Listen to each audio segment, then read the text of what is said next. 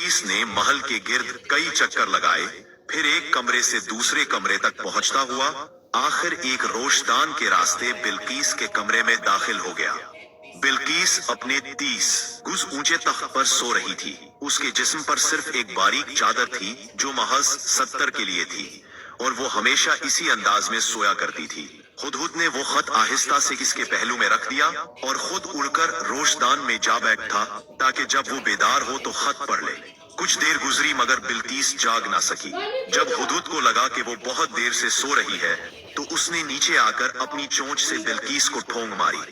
बिल्कीस की आंख खुल गई। उसने आंखें मिली और अपने पहलू में एक खत देखा। वो हैरान होकर उठी, खत को उठाया और गौर से देखा।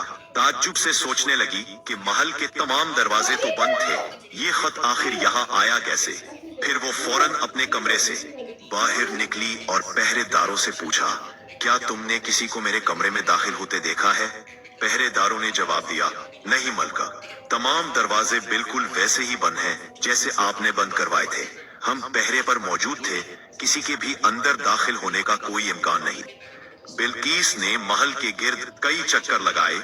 मलका बिल्कीस का 3000 साल पुराना किला, आप देख सकते हो कितना खतरनाक सा लग रहा है इसका रास्ता है भाई। मैं मतलब जब यहाँ पे आया ना, मैं एकदम से डर गया कि इतना पुराना किला 3000 साल पुराना आज तक सलामत है। देखो यहाँ पर पहले के यूज होने वाले बर्तन रखे हुए हैं जो अपने घरों में होता है ना, वॉश बेसिन जैसे हाथ धोने का, ये सब देख सकते हो आप। ये सब पहले की चीजें हैं जो आज तक सलामत है। मतलब यहाँ पर पहले के यूज होने वाले सारे बर्तन आपको देखने को मिलेंगे यहाँ पर।